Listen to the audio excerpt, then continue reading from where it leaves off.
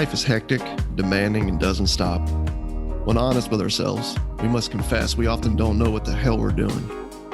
The LARKCAST is an ongoing conversation about the inclusive and mischievous nature of God's presence through the lens of all the things that make up this phenomenon we refer to as life. Astonishing grace and refreshing honesty collide right here for your weekly encouragement.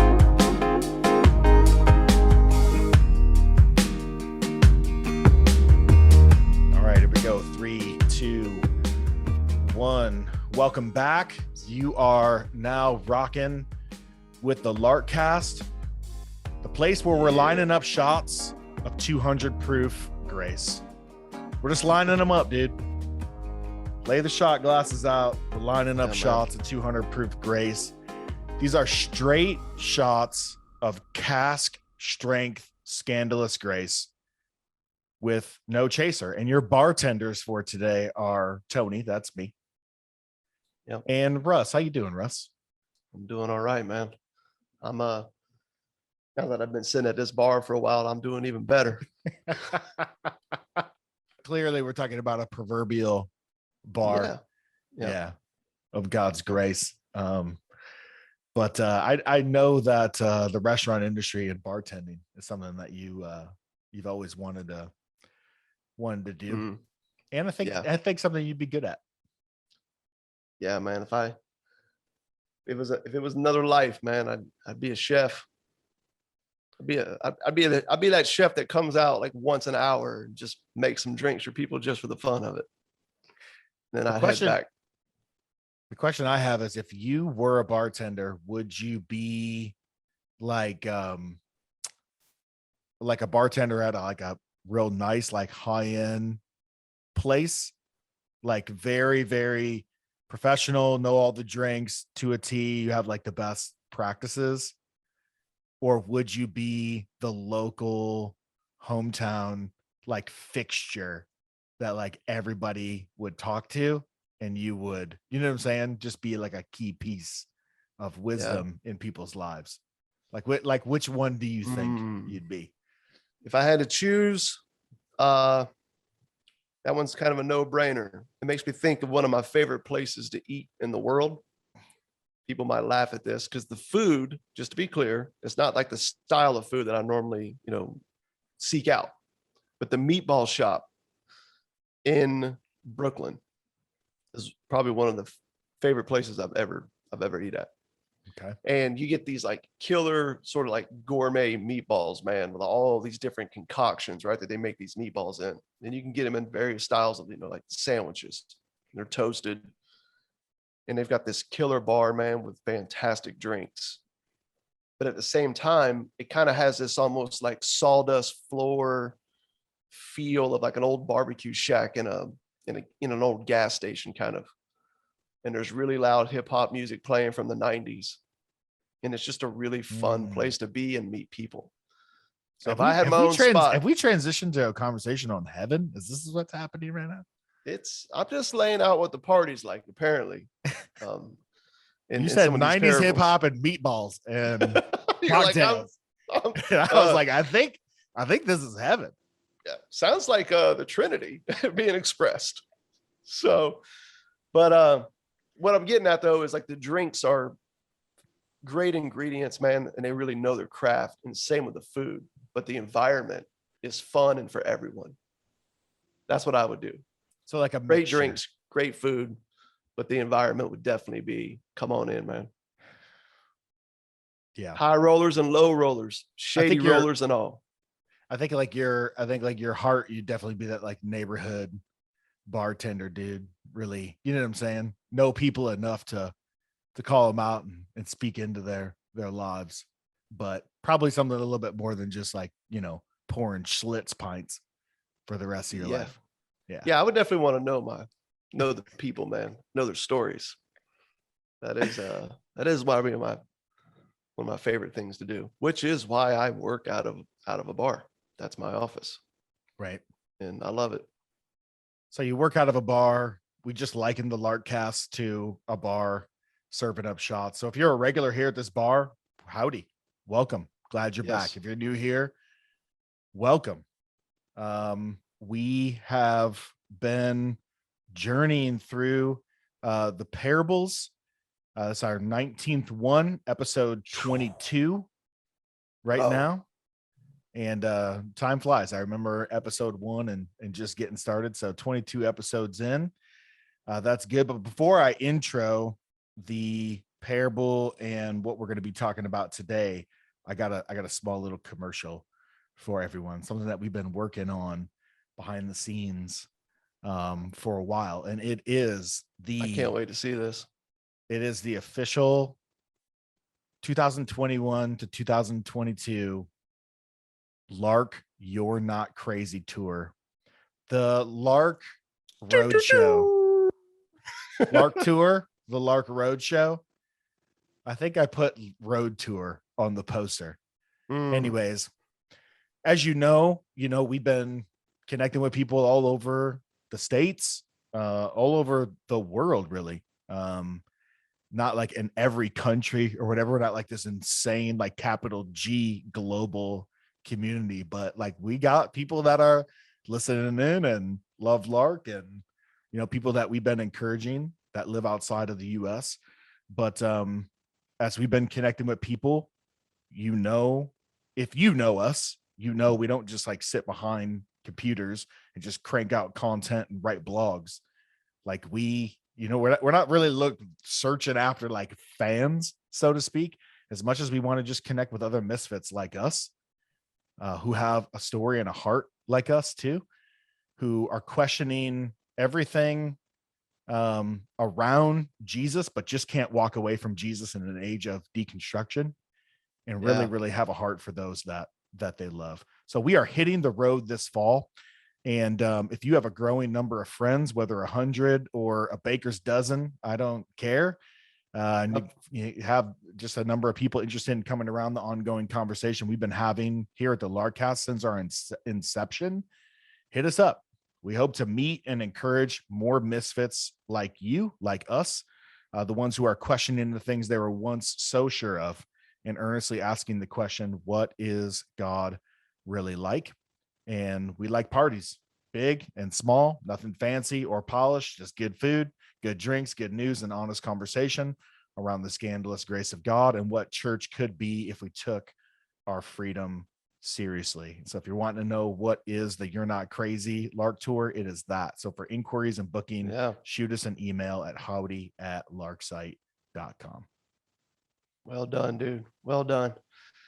I feel like you in another lifetime would be that crazy cat that the Bones Brigade hired back in the 80s to do all of their advertisement. You know what's funny? I was looking at Bones Brigade t-shirts last night. Oh man, you can't beat Bones Brigade t-shirts.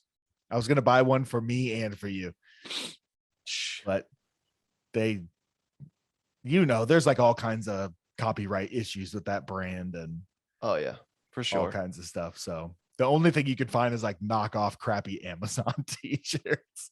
Yeah, which I'm not spending $25 on something that's going to go from an extra large to a crop top medium that I'm going to like immediately hand off to my 12-year-old daughter, like after I watch it one time. Yeah, I hear you, man. So for real, You're Not Crazy tour. It's happening. Inquiries and booking. Shoot us howdy@larksite.com. Again, what are the cities we're heading to? We're heading to St. Louis. We're heading to Louisville. We got things in the works in California, Charleston, Little Rock area. What else? Fayetteville, Memphis, Austin, San Diego, LA, Ventura, Wilmington, Asheville, Crown Point, hopefully Chicago, Tampa, Fort Myers, West Palm, Atlanta. It's happening, man.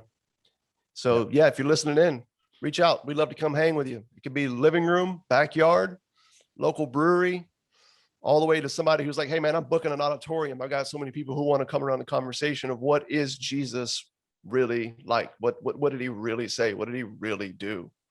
It's almost like they're just hungry for Jesus and church without all the religious add-ons. Yeah. To which case we're like, yes, that would be us. So reach out. We're coming. Yep. Love it. So like I said, this is episode 22 of the LARKCAST, the 19th parable. We are in the middle of a parable series. There's all kinds of different types of parables. Right now we're in the parables that have to do with blood and guts, swords and throat slitting. And if you are a fan of war and killing and blood, and set in a medieval fantasy genre, I can't think of a better parable. If you're a fan of Quentin Tarantino movies, this is going to be a good one for you today. Basically, it's the Red Wedding episode of Game of Thrones because the good guys get slaughtered. And if you like movies where the good guys win in the end, the winners win in the end, right? And the bad guys lose because they're so crappy, then don't read the parables. Don't read the Bible. Yeah. Don't read the stories that Jesus tells. Don't. I think that's probably why they're so frustrated. But if you listen to last week's podcast, we had two parables that really came out of just this this tension between Jesus and the religious leaders of his day. It's coming to a climax, and Jesus is not very far from his passion, his life, his death, his resurrection. This parable in this conversation is really an extension of the last two parables that we dealt with in episode 21. I think we called that one "Dear Jesus, Just Leave Us Alone." Yeah. I mean, that's basically what they were asking. Yeah. I want all the perks. I just don't want you. Yeah. but Jesus will not leave them alone. And history will not leave them alone. It's in Matthew chapter 22, 1-14. I'm going to go ahead and read it. And again, Jesus spoke to them in parables, saying, so you can see it's an extension of the conversation we were having in Matthew 21 in last week's podcast. The kingdom of heaven may be compared to a king who gave a wedding feast for his son and sent his servants to call those who were invited to the wedding feast, but they would not come. Again, he sent other servants, saying, tell those who are invited, see, I've prepared my dinner. My oxen and my fat calves have all been slaughtered, and everything is ready. It's all done. It's all finished. Come to the wedding feast. But they paid no attention and went off, one to his farm, another to his business, while the rest seized his servants, treated them shamefully, and killed them. The king was angry, and he sent his troops and destroyed those murderers and burned their city. Then he said to his servants, the wedding feast is ready, but those who were invited were not worthy. Go therefore to the main roads and invite to the wedding feast as many as you find. And those servants went out into the roads and gathered all whom they found, both good and bad. So the wedding hall was filled with guests. But when the king came in to look at the guests, he saw there was just one guy, just one dude, a man who had no wedding garment. And he said to him, hey, pal, how'd you get in here without a wedding garment? Hey, Buster. Hey, bud. And he was speechless. Then the king said to the attendants, bind him hand and foot and cast him into the outer darkness. In that place, there will be weeping and gnashing of teeth, for many are called, but few are chosen. So here we go. Game of Thrones, swords, blood, guts, fire, lots of killing. And it's not as gruesome as you'd think, because this parable starts off with a king who just wants to party, man. He just freaking wants to party. And it's this picture of a God who just insists on partying. Now, how many references and mentions of partying is this now in the parables? It would be enough to justify the fact that when people hear the word church, they should probably think party. But sadly, that is oftentimes at the bottom of the list. In fact, in many cases, it doesn't even make it on the list. Yeah. And even when they do throw parties, it's just really bad. Oh, yeah, dude. Just really lame. It's it's just I'm with you, man. Like you look at this story, and it's like, this God who has moved in history through the death and resurrection of his son, which is, everything is pointing to this. Jesus tells a story literally in Holy Week, right? I mean, this is like right before he's about to give his life for the world. Yeah. And but in it, man, like you said, like you see this picture that God wills above all to celebrate, man. Yeah. Celebrate. So he sends out invitations to come. There's a party at hand, man. I have pulled out all stops. 200 proof grace is lined up. Let's roll. And doesn't go too well, man. Yeah, it's like everything's set, everything's ready. You get this impression that like there's no cover charge, there's no pay, there's no buy tickets ahead of time. Like he's flipped the entire bill. All the oxen, all the calves, right? Man, we got tomahawk steaks, we got veal, we got everything. Everything's done. And he sends out this invitation. Yep. An invitation that is refused. They don't want to come. Yeah, they're not they don't seem interested, man, in this festivity to end all festivities. When you've got a king who's throwing a wedding for his son, I think if you're, from an American context, you don't immediately think in your mind, oh, this is a royal wedding, right? Like we don't, kind of grew up within that context, but that is what this is, a king's son's wedding. It's a royal wedding, man. This in is honor the party of the son. Yeah, to end all parties, man. Yeah. This is a really big deal. And like you said, like in the story Jesus tells, he sends out invitations, come, but it seems like this a world, how did we say it last week? A non-reality loving world, is oftentimes feels really threatened by anything that violates their sense of significance. That's all I can put together here as to why they would say, nah, not interested in this. No, thank you. And I feel like it's a good conclusion based on who Jesus is talking to, which is the Pharisees, is the primary audience here. Yeah. So it'd just be people who very much so have found their sense of identity and worth in their self-righteous performance, not realizing that it falls flat. And yet God still loves you. They're not willing to embrace that.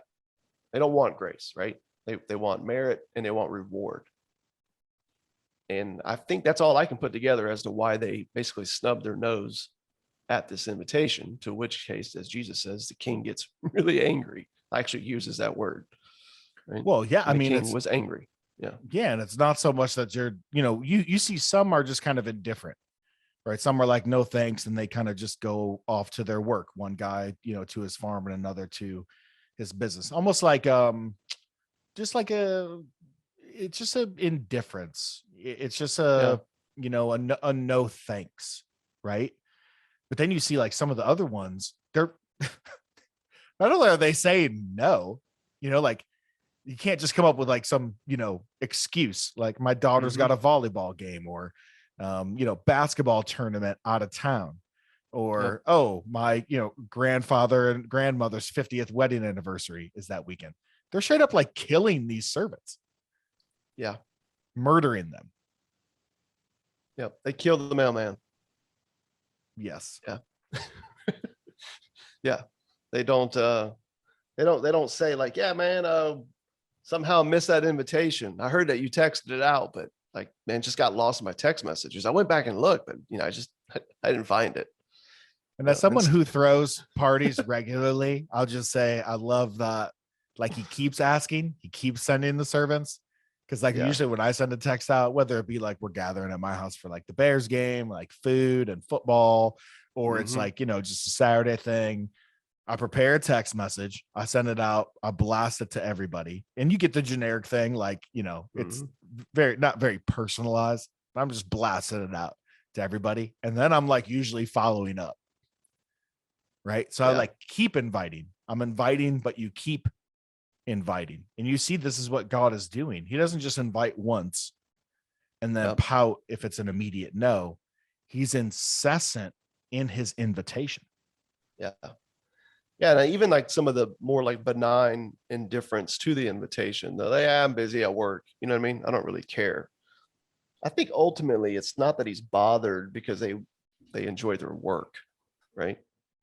It's more of just the total indifference to him. It's I have no interest in you or this festivity or what you're like or what you're celebrating. I just want to be left alone to do my thing, in which case I'm finding my significance and status. And I feel like there's a combination of that all the way into the people who are like just irate about it to the point where, right, they straight up murder the mailman. Yeah, that's a really good point to see, because I think not all unbelief is like, hard-hearted.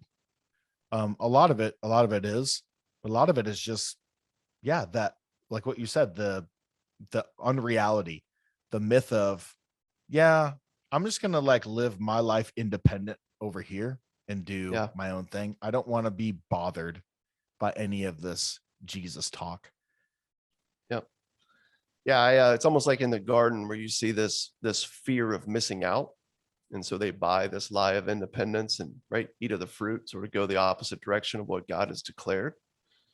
You can almost see that here. Like they're whether it's a hard-hearted indifference or just a benign indifference, it's still this, I'm choosing this myth over here in fear that I'll miss out if I don't. And so you refuse the actual reality that's been handed to you. And all that it offers and all of its festivities and all of its joy and celebration, like you miss out on it, man. And so to me, it starts to make sense why the king, Jesus says, was angry. And so he sends his soldiers to destroy these murderers. And it's like you said earlier, man, it's a pretty set fire scene to their city. Dude, he like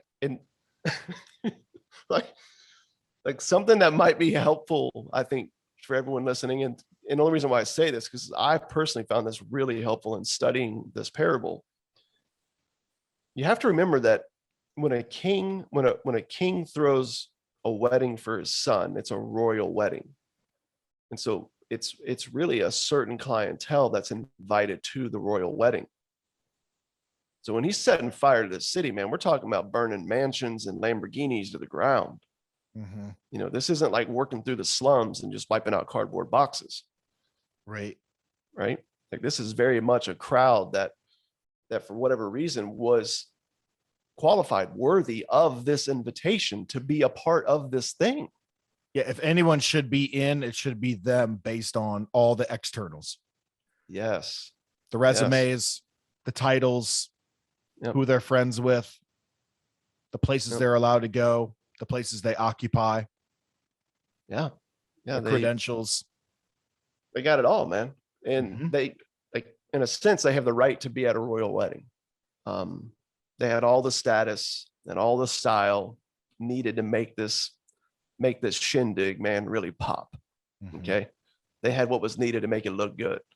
They were the people that would keep the cameraman busy, man, snapping shots, right? And just blowing up Twitter and Instagram and everything else. But look what so-and-so wore. Look who came with so-and-so, right? Like that's sort of like what you kind of have in mind here. Which, side note, red carpet like outfits are just getting like ridiculous. Just side note. Yeah. They're I can get angry, man, talking about that one. So I'm just never gonna be down. I'm never gonna be down with dudes with clutches, man. That's not gonna be my thing. No.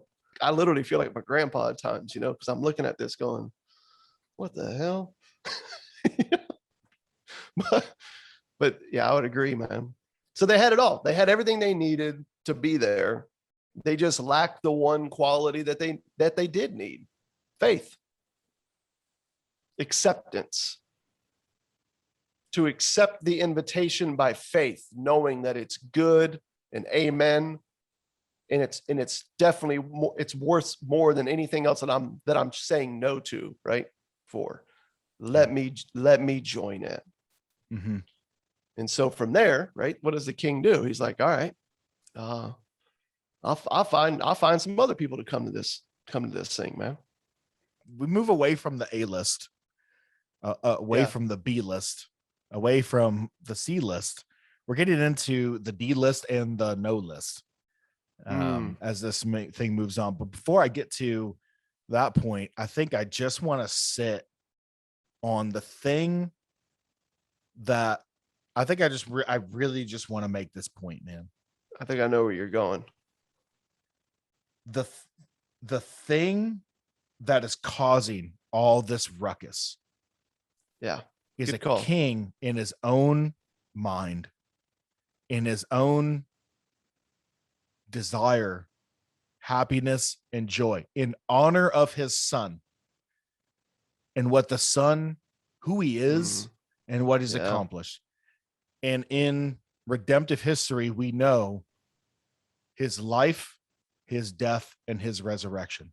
That he has done everything needed, right, to reconcile the cosmos, to bring a justice to all the injustices, to bring near all those who are far away, to provide forgiveness to everything you've done and that's been done against you, to create harmony between us and God and us and each other.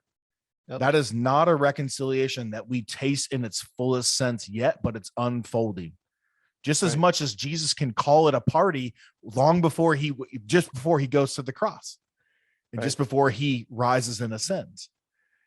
In a sense, this is the reality. This is God's heart. It is reality. This party is, I don't really know what to say. It's there. It's going on. It's happening. It's not like the party. It's not like the parable starts with the hopes of a party. Or depending on how you respond to these servants, maybe there will be a party. Or if I get enough people to say yes, I will throw a party. Or once we reach 250 guests, then I'll throw a party. This isn't a conditional party. There is nothing holding this king back from throwing this party. It's freaking happening. It's in progress. The food is done. It's cooked. It's ready to roll. The tables have been set. The centerpieces are dialed in, right? All the like red carpet and the branded background, paparazzi's lined up. We're ready to rock and roll. This thing is done. In a sense, it's finished. Yeah, in Jesus' words. This party is the party of all parties because Jesus is the King of all kings, and he's reconciled all things. He's reconciled the cosmos. There's nothing holding back God from going all in on you and inviting you. Yeah, man. And when you paint it like that, it starts to sink in why there's such a fierce aggression toward those who refuse to accept their acceptance. Because this is one more parable, man, where everyone starts out included, done by someone else's doing, someone else's choice, someone else's declaration, the one that actually can declare it and make it true. And I think when you start to think through like what you're saying about who the Son is and all that he has seen and came and has done, you start to realize like, okay, that's why there is such a fierce aggression against this. Like salvation by works is not an option for a party that's already in progress. It's just not, man. And as you've already said, like God himself through Christ says he's paid for the party with the price of his own death. This is called grace for those who are listening in. Grace isn't like this little extension of the rules or a little padding or a little get out of jail free card that forgiveness when you F up a little bit. Yeah, when you need it. Or it's that thing that kind of comes in and pushes you. It kind of comes in and grades on a curve, and like push you over the limit so that you pass. No, grace is the cross of Jesus. That is God's grace. It is literally it is this gift, this announcement, this forgiveness, period, because of someone else is doing. Yeah. And so he's paid for the party by his own death. Again, this is the gift of grace. And we are saved, it says, only by our acceptance of this reality. That's called an act of faith. Okay. In case we are trusting in what he's done, faith in God's grace, just to explain like how that works. So grace and faith is the only thing that counts, is what Jesus is saying here. Apart from this, there is no life at all. And where there's no life, there's only hell, death, non-existence, if you want to put it like that. The opposite of life, would be non-existence. So I think we see, man, like when you paint that picture that you did, and then you see his response, like all of a sudden, like, okay, that starts to really make sense. This isn't a party in honor of his guests. No, it's a party in honor of the Son. Yeah. The party is thrown and is, it makes sense because of who the Son is and what he's done. You showing up with like your best works, thinking that somehow you've made it in because of who you are and what you've done, pales in comparison to who this party is thrown in honor of. Your best works are like deviled eggs and a $7 bottle of wine you got from the grocery store on sale. If you show up to this party thinking you're going to bring this stuff in, it's like, dude, throw that away at the door. Like, you don't need that. Like, that's not welcome here. I mean, it's trash compared to this thing prepared for you over here. And I love what you said. Accept your acceptance. There's nothing holding God back from you, from saying yes to you, from inviting you. Say yes to his saying yes to you. Accept the invitation. Enjoy the party that is at hand. He's already going. It's already going. You're already in. All you're doing is just accepting this acceptance. But man, they refuse it. And of course, we see what happens as a result. And Jesus does in the story, man, right? He offers up plan B. The king's like, you know what? Let's do this now. Sends the servants back out and says, go find anyone, everyone, the good and the bad that we would call, right? The good and the bad. Go get them all. Gotta highlight that phrase, the good and the bad. It reminds me of the parable of the dragnet, the podcast we did, Caught in the Net. Yeah. The kingdom is a commercial fishing net that drops to the bottom of the ocean and spreads to the edges, and it gathers everything in its path, both good and bad, and drags it to the shore. Yeah. So again, you see this inclusion. You see how widespread, how the unqualified nature of what is in, right? Yeah. Yeah, it's even if you looked at some of the other parables that we've hit, I think what you're ultimately saying is evil's not a problem for God. It's not a problem for the kingdom. And that's, I think, hard for people who are just so obsessed with transformation in different categories of good and bad and right and wrong and in and out. He's not saying that all things are good, go walk in it. Okay, just to be clear. He's not saying that because God accepts you, he therefore approves of everything you think and want to go do in this life. His accepting you doesn't have anything to do with you going and choosing things that can be foolish and harmful to you and others. Those things will always be foolish and harmful to you and others. Right. But evil itself, this idea of like what we need to do in order to qualify, it's not a problem for the kingdom. You brought that up with the dragnet. You could see it in the parable of the sower. You've got good and evil as a result. The weed and the wheats in that parable that we did, you've got good and evil growing right alongside each other. If you want to deal with the Pharisee and the tax collector, right? Or the prodigal son, we see Jesus moving in and through who we would think is the loser in the story, actually winds up being at the party every time. It's evil's been dealt with and overcome by Jesus's death and resurrection. So the only thing that's a problem is our unbelief, our faithless, right, unacceptance of this invitation, man. That seems to be the only thing that's constantly getting in the way of what could and should be. I feel like the church's message to people on the front end feels a lot like this. They paint a picture of a God who loves them. He's done something awesome in Jesus to include them, welcome them, forgive them, right? He loves them. And maybe, like, let's say, let's take the imagery of a party, but then we just quickly move on to becoming a better you. And the message goes from God loves you and you're in and you're at his table. Now spend the rest of your life proving that you ought to be here. Yeah. It's a good way to put it. It's just not how parties work, bro. That's not how hosts work. No. Hey, I've done some things to get you in, but man, it's really going to be up to you from there on out to be able to stay in.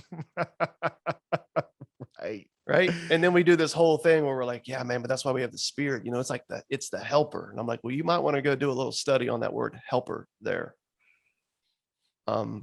Because when you really start to press into it, it's not someone who comes along and gives you a little boost or hands you a ladder or a hammer when you need it.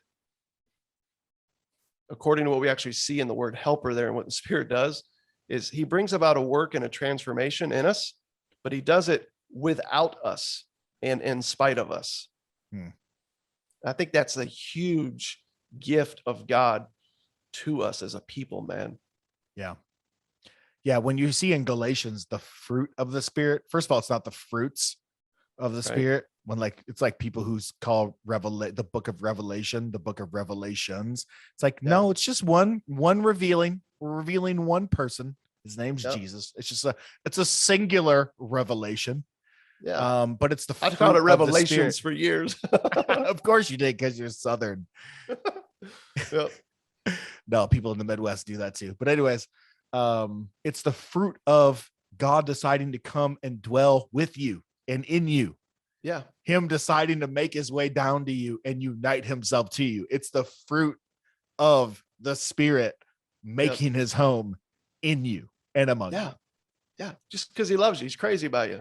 But whenever you start to think that this is something that you participate in, you bring to the table, you make happen, you help, fill in where he's, in these certain areas, I'll do this, you do that, sort of like the way we raise kids, or run a business. That's not who God is or how he seems to operate according to Jesus. So if we're going to take Jesus at his word, I think we find a real freedom here, man, to start to press into, oh, wow, this really is, man, a work in and of him alone, which is why grace is a gift. Yeah. And why even faith is a gift. Mm-hmm. Yeah. And we see how widespread and how invasively and broadly inclusive it is, because we quickly move away from the A-list to the riffraff and we head out to the streets. We move away from the gated communities and into the streets and the alleyways and the pubs and the punk bars and all the garages and those shady places, and everyone is invited. It says they gathered all whom they found.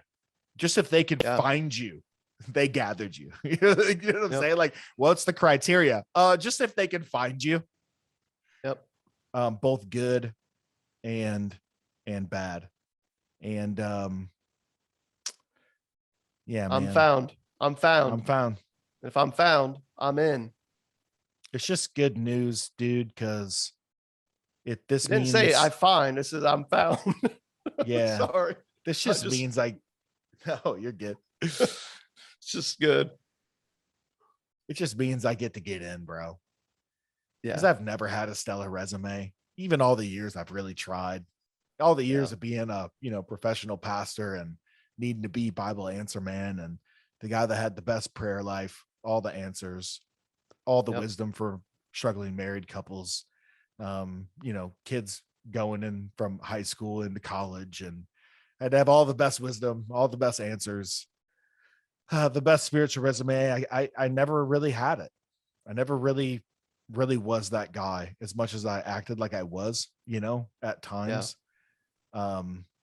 I am part of the riffraff, and it's part of what Jesus said to him in the last parable. He goes, listen, I don't think you guys are understanding, like, in constantly saying no to me and treating all the people who are saying yes to me and are telling you about this like total shit. You're beating them and killing them and stoning them. You're really saying no to me. I just want you guys to know tax collectors and prostitutes are getting in before you. Yeah. They're awakening to this party before you. Yep. Yeah. And here we have another good piece of imagery, for really what he's saying. He's still inviting them. He's telling them this parable.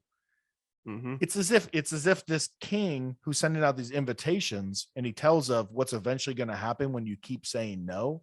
He is telling them he's still inviting them. Yeah. While making known what he's doing for the whole cosmos at the same time. Because when you look back at the story, anybody who is left to attend the wedding, anyone who's left to attend the wedding, okay, we can safely conclude that these guests didn't have the tuxedos and the ball gowns to wear to a royal wedding. We know this because they're the ones that are left. They're the ones that he went and found. So the king seems to graciously supply them. Mm-hmm. And everything that we see here in the story, because they come and the party's underway, everything sort of like really turns into this like splendid evening, minus the one character who seems hell-bent on throwing everything out of kilter. There's that one guy. You know what I mean? It's always one guy at a party. There's that one guy that's who's not dressed like anyone else for this festivity. And the king goes and addresses him. I mean, you brought it up earlier when you read the story, where he's just like, hey, Buster, because we see that same word there that was used. And when how Jesus told the story of the laborers in the vineyard, like the people who had a fit about him paying with his own money, the people the way he wanted to, right? And they were up in arms. He responds to them with that same Greek word. Jesus uses that same word. Yeah, it's like a salty friend. Yeah, it's an unfriendly word for friend. And so he's like, how did you get in here, man, with those digs on? Hey, pal. And this dude that Jesus says, he's speechless.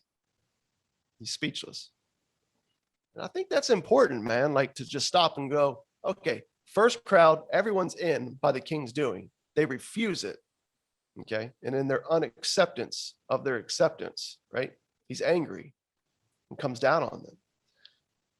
Then he goes and finds everyone, the good and the bad. He brings all of them to the party and supplies all that they need to be there. He clothes them. He covers them. Yeah. So they're in, dude, like at this royal party, this wedding, except for this one guy. But the thing to note here is like the first crowd was in, and in their unbelief removed themselves. The second crowd is in, and in their acceptance of it, they're enjoying the party. And then there's this dude who also is in by the king's choosing. So much inclusion. Yes. But this guy is like, nah, I ain't dressing like this, man.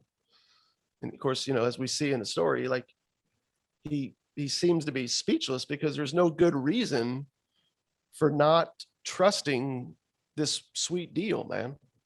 There's a lot of bad reasons, to not do that, but there's no good reason, man, for him not being there. And the one to me that seems to rise to the top is it's almost like this dude is saying, look, I'm fine as I am, man. Who are you to tell me what I need to wear, or that I got to wear this suit over here, man, to fit in? Like, nah, I'm good as I am, man.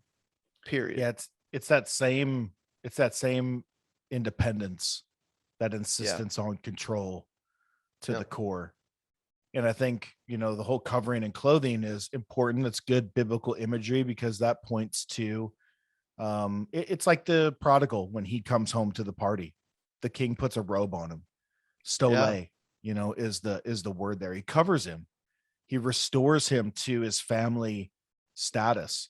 The garment is important because we don't come again to the party with, our best baked apple pie and get in based upon how well it tastes. Like everything's covered, everything's taken care of. We come, we are invited. We have a God who loves us, who's over, like, just head over heels over like what his son has done and his dying and his rising. He invites everybody. Everything's taken care of, even the covering and the clothing you need to enter into this thing. The thing to make you acceptable, the thing to make you look like you belong. You don't need to figure that out. You're clothed. We're clothed. We're covered in the righteousness of Christ. He's given it to us. He's put it on us. And here's one dude who's already in. He's just like, nah, I'm just going to come to this on my own terms. I'm going to insist on doing this my own way. Yeah, it made me think, like, okay, one of the parables that we've unpacked was, the Pharisee and the tax collector in the temple. The Pharisee, right, thought, I bring, through my works, what I think, what I say, what I do, what I don't do, through these things, I've obtained a righteousness, and I come with this report card. And it's these things that qualifies me to come to you to be a part of this. So he thought he brought what was needed to be there. He found out otherwise from Jesus. Then Jesus tells the parable about the bridesmaids, right? The 5 that were foolish and the 5, right, that were wise, and the oil, like we just unpacked, in our, what was that, our last podcast, episode before this one. Ago. Yeah. So in that story, you've got these girls who think that they need to go and get what's needed to qualify, to be worthy, to be accepted. So just to recap, you've got a Pharisee in the one parable who thinks I've brought what's needed. When you look at the bridesmaids, you find some people who miss the party because they're busy trying to go get what they think is needed to be worthy. In this parable, Jesus points to this one dude who thinks that he, in and of himself, is worthy. He doesn't need to bring anything. He doesn't need to go get anything. He doesn't need to go achieve anything. He doesn't need to trust you, believe you, doesn't need anything from you either, though. That's the thing here. Right? And this guy is like, no, I, in and of myself, I qualify. Mm-hmm. That's what he's ultimately saying. Yeah. And so once again, started out inside, but refuses to accept his acceptance. Mm-hmm. Yep. Yeah, and I man. love how you broke down last week. What is the principle of inclusion before exclusion? Anybody who finds themselves in outer darkness, bound up outside and weeping and gnashing of teeth at the end of the parable, started off inside. He is part of the hall filled with guests. He is invited. And this guy ends up on the outside insisting that he doesn't need it. Yeah. Insisting that his own terms are better than the terms that God has set in his son. And the pride of that, faith is in accepting your acceptance, in saying yes to him. You're accepting life on God's terms, not your own. There is a dying in faith. Yeah. There is a humility in faith. And in Ephesians 2:8-9, it says, for we are saved by grace through faith. And this is not of ourselves, but it is a work of God and a gift of God, so that no one may boast. Which is exactly boasting. What this dude's doing. No pride, right? No, look at me, because it's a party in honor of the Son. He's the main guest. All honor, all glory, all laughter, all clapping, all celebration, all toasts are aimed at the Son, the one who made this party possible, the one who's put joy in the Father's heart to invite the entire world. Yeah. The one who brought him to this place of just wanting to celebrate, man. He's just, right? He's just that he wills to celebrate. This dude just wants to like sit at the food table and pluck shrimp one by one from the platter sitting in cargo shorts and New Balances, just like, nah. Yeah, man. Got that extra large tank top on, tucked in with that belt showing. Yeah, this dude's like, you know, but what's crazy is he's speechless. He's speechless when the king comes to him, because yeah, what at do the you end make of the of that? day, I just think he's speechless because he would not bring himself to relate to the king in any way. It's what you were just unpacking. Humility would be a right account of yourself. He doesn't have it. He doesn't have it, which is what's like generally standing in his way. It's this pride, this spirit of independence, what scripture would say, the spirit of self-reliance, literally sin by definition, will not allow him to relate to the king in any way. And as a result, he can't hear the king's response to if he did maybe actually try to relate to him and share something, you know? He might have heard like, hey, dude, just so you know, these suits, they just bring some fun to the party, man. They just bring some fun to the party. It's the people inside them that I'm crazy about. So, I went through a lot to get everybody here. So listen, that's really all this is, dude. By the way, have you tried the smoked old fashions yet? Because they're made with Pappy Van Winkle. You know, I feel like that's probably what he could have heard from the king if he just at least tried to relate to him. But he won't. I get what he you're doesn't saying. want to relate to him because he doesn't want him. The silence is another expression of just his pride. Even if he was just like, yeah, I just can't see myself wearing that. I'm not for burgundy or like whatever, you know? Yeah. And he was like honest in his wrestling with like wanting to put it on or the terms or whatever. I feel like this king is pretty joyful at this moment. Probably would have reasoned with him a little bit. I mean, if he reasoned enough with the ones who ended up killing his servants, I think he could probably reason with this dude who doesn't want to put on a wedding garment. Yeah. So I like what you're saying. Yeah, I feel like that's what we're seeing in it. You know, there's a pride that comes with, I brought what's needed. There's a pride that comes with, I'm going to go get what's needed. And then there's also a pride that comes with, I'm not bringing anything. I don't need to. And I'm not giving any answers. Yep. And I'm not giving any answers because at the end of the day, I don't want you. Yep. I'm going to be here, but it's on my own terms. I'm going to live this life, but it's going to come by my definition of life. In which case you have like literally the maker of life itself looking at you and going, yeah, I'm pretty crazy about you, but I don't think you're going to get to redefine life. I made it and I've already defined it. What I'm inviting you to do is actually learn what it means to live it. And it starts with your accepting your acceptance. Yeah. So by way of wrapping up here, outside is weeping and gnashing of teeth, which we've dealt with in another podcast, and we brought up weeping and gnashing of teeth could be being on the outside of this party, and it's like the grinding of the teeth, like when you realize you could have bought Amazon stock at like $15 a share while looking at it what it is now. Yeah. Or back when your friend came to you and said they had a crazy idea and all it's going to need from you is like $6,000, and that group ended up being like, I don't know, Microsoft or whatever. You know what I'm saying? Like you're just like kicking yourself. It's like you can't go through anything in life without bringing up that moment where you just freaking missed out on like the best deal in the world. It comes up at every party, every occasion. Every party, somebody's like, "Hey, well, where did John go? Oh, he's in the bathroom throwing up." You know, why does he always do that? Well, the story comes up at every party, and every party he has to leave and throw up because he's just like, ah. Yeah, you're weeping, you're crying, your teeth are gnashing. Yeah, because you realize, because of your pride and your insistence on your own way, you missed out on the best deal ever, man. You missed out on the only free meal this world has ever known. And not only was it like, it wasn't a Lunchable, dude, it was a freaking massive party. and you're on the outside of it.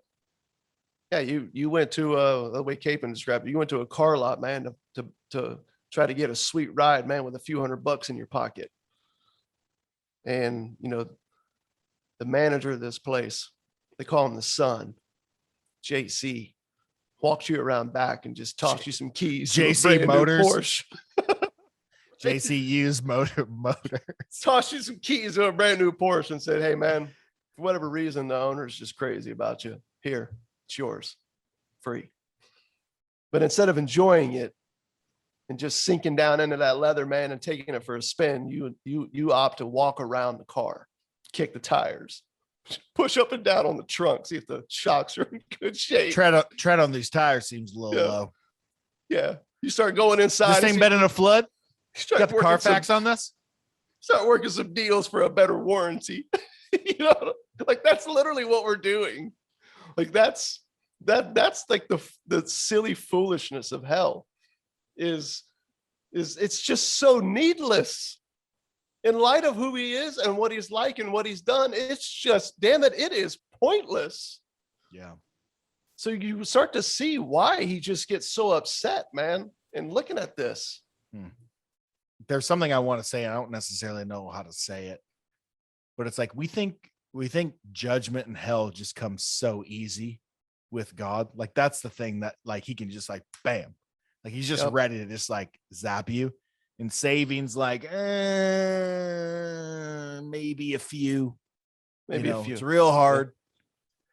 But you see the opposite here. It's like the party is the thing that kicks the story off. It's already happening. It's already done. It's this fixed reality. The story begins with the party looming and the host who is throwing the party. It's happening. And the thing that is like really like pushes this host to the brink, right? Are just like these two crowds, this one dude in particular, and then this other crowd. And it's like, they almost have to like push him there. Yeah. Yeah. I mean, the whole thing just comes back to the story. You got a king who throws a royal party that other kings would be ashamed of.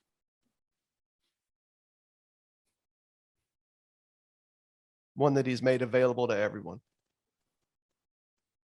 And the only person who misses out is this one dude who just can't get over himself, man. He's that guy that just takes everything just too damn serious. Misses the party altogether.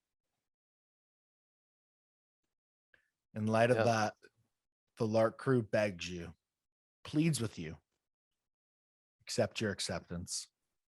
Yeah. Whatever's holding you back, man.